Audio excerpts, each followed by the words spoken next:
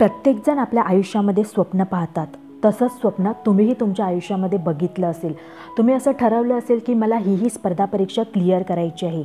मग ती UPSC असेल, MPSC असेल, बँक एक्झाम असेल किंवा आणखी कोणती पण एक्झाम असेल.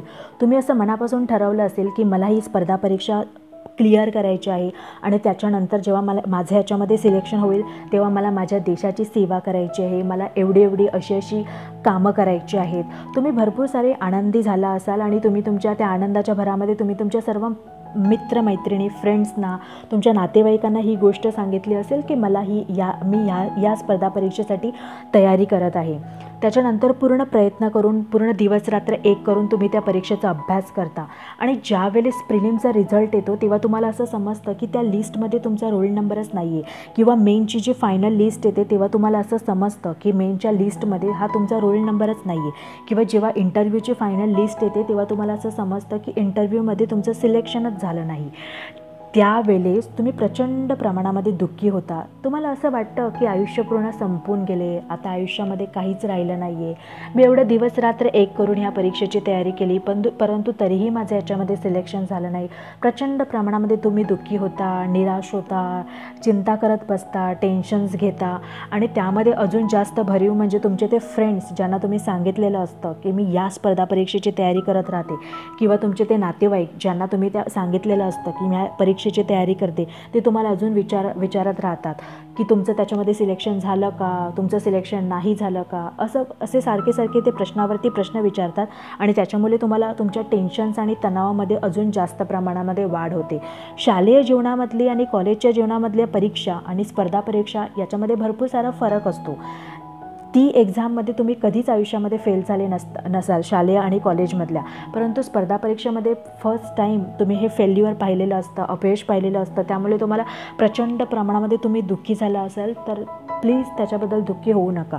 जर तुमचे अटेम्प्ट्स अजूनपर्यंत बाकी असतील तर तुम्ही पहा की तुम्ही कोणती स्ट्रॅटेजी अप्लाय केली आणि त्याच्यामुळे तुमचं सिलेक्शन झालं नाही. अजून तुम्ही कुठे सुधारू शकता आणि चांगल्या पद्धतीने अजून अभ्यास करू शकता. जर तुमचे अटेम्प्ट्स बाकी असतील तर तुम्ही नक्की तुमची चूक शोधून काढा आणि पुन्हा जोमाने अभ्यास करा आणि ती परीक्षा उत्तीर्ण करा. परंतु जर तुमचे अटेम्प्ट्स हे सर्व संपले असतील आणि ओव्हर झाले असतील तर प्लीज चिंता करत बसू नका आणि या गोष्टीचं टेन्शन घेत बसू नका. देशसेवा करण्याची स्पर्धा परीक्षा हा एक मार्ग आहे, परंतु फक्त तोच एक मार्ग नाही आहे. आयुष्यामध्ये असे भरपूर सारे मार्ग आहेत की ज्याच्यामुळे आपण आपल्या देशाची सेवा करू शकतो. तुम्ही ते मार्ग शोधा, तुम्हाला ते नक्की सापडतील. कारण जर तुम्ही टेन्शन घेत बसलात, तणाव घेत बसलात, चिंता करत बसलात, काळजी करत बसलात तर तुम्ही तुमच्या दुसऱ्या पण गोष्टीवरती कॉन्सन्ट्रेशन नाही करू शकणार.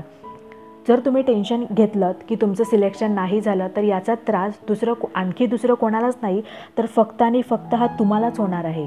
म्हणून फक्त तुमच्या स्वतःच्या आरोग्यासाठी याचं टेन्शन घेत बसू नका की माझं सिलेक्शन झालं नाही. याच्याबद्दल या विचारामध्ये लागा की आणखी तुम्ही कोणत्या आयुष्यामध्ये चांगल्या गोष्टी करू शकता. तुम्हाला एक जॉब करायचा होता आणि तो एक स्पर्धा परीक्षा म्हणून तुम्ही निवडलेला. त्याच्यामध्ये सिलेक्शन व्हायचं की नाही ते तुमच्या हातामध्ये नव्हतं. तुम्ही तुमचा 100% दिला परंतु तरीही तुमचं सिलेक्शन झालं नाही. मग आता तुम्ही काय करू शकता, ते मार्ग शोधा. तो एक मार्ग होता तो आता तुमच्यासाठी बंद झालेला आहे. त्याच्यामुळे तो मार्ग बंद जर आता झालेला आहे तर त्याच्याबद्दल उगाच टेन्शन घेऊन काय होणार आहे. तुम्ही विचार करा की अजून मी चांगल्या आयुष्यामध्ये कोणती गोष्ट करू शकतो आणि तुमची एनर्जी त्याच्यामध्ये वेस्ट करण्यापेक्षा ह्याच्यामध्ये लावा की मी अजून आयुष्यामध्ये चांगल्या कोणत्या गोष्टी करू शकतो. आणि इतर लोक जे तुम्हाला असं विचारत राहतात आणि क्वेश्चन विचारत राहतात त्यांच्या बोलण्यावरती एवढं लक्ष देत बसू नका, कारण नाहीतर मग त्रास हा फक्त तुम्हालाच होईल. त्याच्यामुळे आयुष्यामध्ये चांगल्या करण्यासारख्या गोष्टी भरपूर आहेत, तर तुम्ही त्या शोधून काढा आणि चांगल्या पद्धतीने त्या कामासाठी लागा. उगाच टेन्शन आणि चिंता करत बसू नका. तर आजच्या व्हिडिओमध्ये बस एवढंच. जर तुम्हाला हा व्हिडिओ आवडला असेल तर या व्हिडिओला लाईक आणि त्याचबरोबर या चॅनलला नक्की सबस्क्राईब करा. चला भेटूया पुन्हा पुढच्या व्हिडिओमध्ये. तोपर्यंत बाय बाय.